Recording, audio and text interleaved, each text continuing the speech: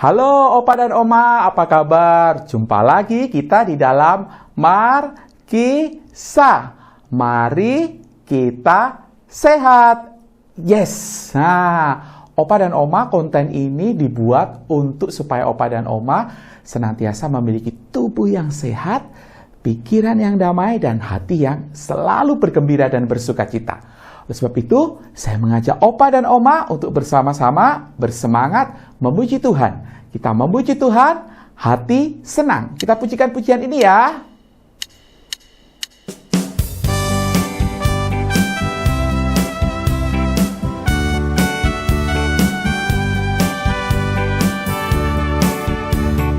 Hati senang, ya ya. Hati senang, ye ye. Hati senang, asik di dalam Tuhan.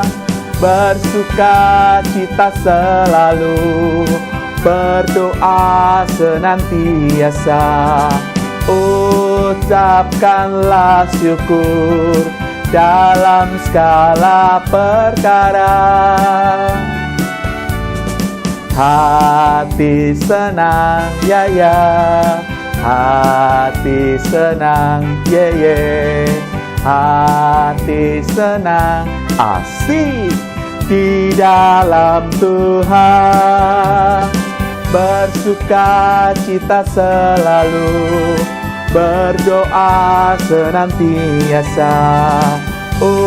Ucapkanlah syukur dalam segala perkara.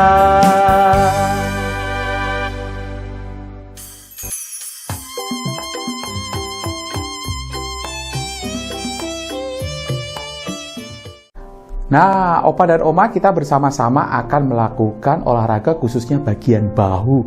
Seringkali kan bahu kita ini kaku gitu ya. Gerakannya sederhana, Opa. Yang pertama, silahkan diregangkan kedua tangannya seperti ini di pinggang. Lalu kemudian kita maju ke depan. Hitung 4 kali. 1, 2, 3, 4. Kemudian 4 ke belakang. 1, 2, 3, 4. Nah, Opa dan Oma silakan melakukannya mungkin bisa 2, 3, atau 4 kali gerakan ini. Itu ya, itu gerakan yang pertama. Kemudian gerakan yang kedua adalah seperti biasa, kita tangan kanan kita regangkan seperti ini. Dihitung 1, 2, 3, 4. Kemudian ganti tangan kiri. 1, 2, 3, 4. Oke, ini gerakan yang kedua. Silakan Opa dan Oma juga melakukannya boleh 2 atau sampai 4 kali gitu ya. Nah, ini gerakan yang ketiga atau yang terakhir gitu ya. Tangannya di atas ya. Lalu kemudian kita tekuk seperti ini. Tahan, dihitung sampai 4. 1, 2, 3, 4. Nah, demikian juga sekarang tangan yang kiri. Tas, kemudian regangkan ke belakang. Hitung 1, 2, 3, 4. Silakan Opa dan Oma lakukan gerakan ini 2 atau sampai 4 kali. Nah, 3 gerakan sederhana ini akan menolong punggung kita jadinya tidak kaku. Silahkan mencoba Opa dan Oma di rumah.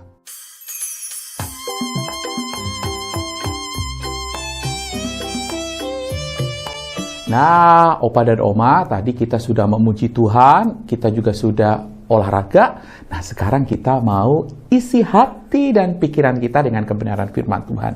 Saya bacakan satu bagian firman Tuhan untuk Opa dan Oma. Terambil dari Filipi pasal 4 ayat 8-9. Jadi akhirnya saudara-saudara, semua yang benar, semua yang mulia, semua yang adil, semua yang suci, semua yang manis, semua yang sedap didengar, semua yang disebut kebajikan dan patut dipuji, pikirkanlah semuanya itu. Dan apa yang telah kamu pelajari dan apa yang telah kamu terima dan apa yang telah kamu dengar dan apa yang telah kamu lihat padaku, lakukanlah itu. Maka Allah sumber damai sejahtera akan menyertai kamu. Opa dan Oma mungkin pernah mengalami kehilangan sukacita, jadi sensitif, kehilangan semangat hidup. Sebuah buku berjudul Filosofi Teras yang di dalamnya membahas tentang filsafat Yunani mengatakan bahwa emosi negatif seseorang itu bukan ditentukan oleh apa yang terjadi di sekitarnya, tetapi ditentukan oleh pikiran. Oleh sebab itu dunia mengajarkan bahwa untuk menjaga kebahagiaan hidup, maka pertama-tama yang harus kita jaga adalah pikiran kita. Kita diajak untuk berpikir positif. Pokoknya kalau kita percaya sesuatu, maka apa yang kita pikirkan itu akan terwujud. Ajaran yang demikian sampai masuk ke gereja. Ajaran semacam ini tentu sangat berbahaya. Bahayanya apa? Karena ajaran-ajaran semacam ini berpusat kepada diri kita sendiri serta mengingkari kenyataan bahwa kita sebenarnya adalah manusia yang penuh dengan kelemahan dan sudah jatuh dalam dosa. Oleh sebab itu kita perlu belajar dari apa yang firman Tuhan ajarkan. Paulus mengajarkan bahwa kita perlu memikirkan hal-hal yang mulia, hal-hal yang benar, hal-hal yang adil, hal yang suci, sedap didengar, kebajikan dan yang patut dipuji. Apa maksudnya? Apakah ini sama dengan pikiran positif yang dunia ajarkan? Di dunia ini memang banyak hal yang kelihatannya wow, kelihatannya mulia ya, Opa dan Oma. Hal-hal demikian seringkali dianggap dapat membuat manusia bahagia. Tetapi maksud Paulus dalam bagian ini justru kita jangan berpikir pada apa yang mulia menurut ukuran dunia. Paulus mengajarkan supaya kita tidak menyamai apa yang orang-orang dunia bisa lakukan, tetapi justru melakukan hal yang lebih lagi. Apa itu? Ayat 9 di sana dikatakan, Paulus mengajak para pembaca untuk memikirkan dan melakukan apa yang dia ajarkan dalam surat ini, yaitu ajaran dan teladan Kristus. Jika itu yang kita pikirkan dan lakukan sebagaimana yang Kristus lakukan, maka yakinlah damai sejahtera Allah itu akan kita alami dan kita terima. Damai sejahtera yang sifatnya permanen, damai sejahtera yang tidak tergantung dengan keadaan-keadaan kita. Walaupun mungkin kita akan mengalami masalah dalam segi fisik kita, dalam ekonomi, dalam psikis, di dalam sosial budaya, tetapi kalau damai sejahtera itu ada di dalam diri kita, maka pikiran kita akan tetap dijaga oleh Tuhan. Mungkin ada yang bertanya, kenapa harus mengarah kepada Kristus?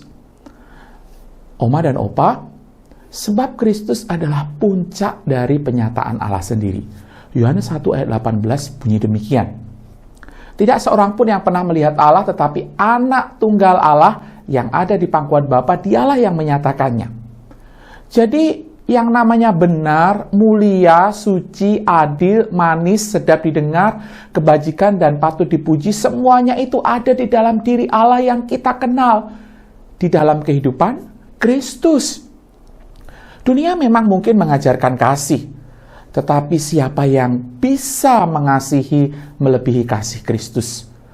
Kasih yang rela meninggalkan surga yang mulia untuk melayani orang-orang yang memusuhinya. Dunia mungkin dapat memberikan jaminan hari tua, tapi kalau kita merenungkan apa yang Kristus janjikan kepada para pengikutnya atau setiap orang yang percaya kepada Dia, mana yang lebih menguatkan kita?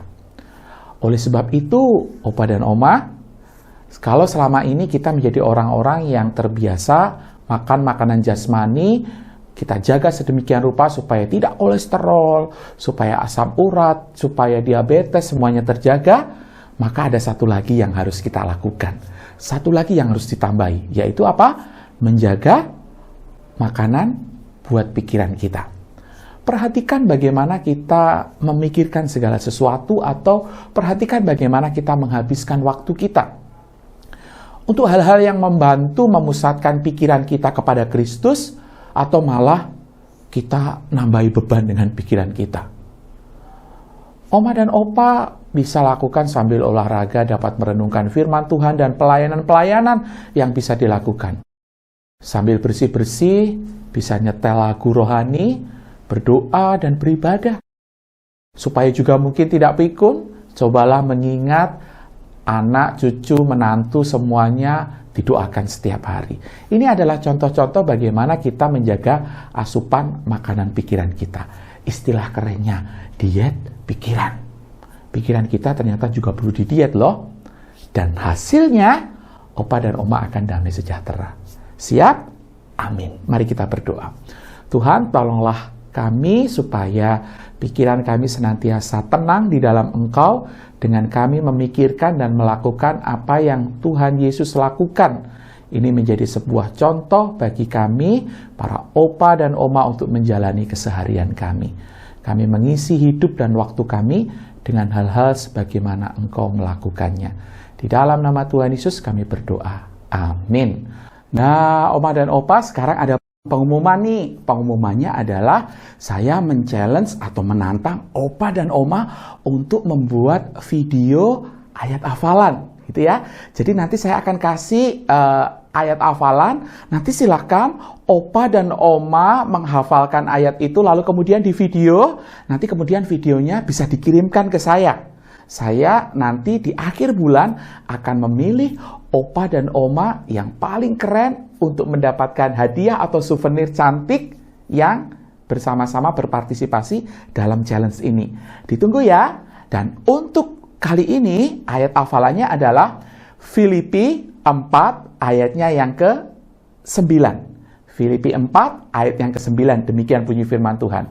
Dan apa yang telah kamu pelajari, dan apa yang telah kamu terima, dan apa yang telah kamu dengar, dan apa yang telah kamu lihat padaku, lakukanlah itu.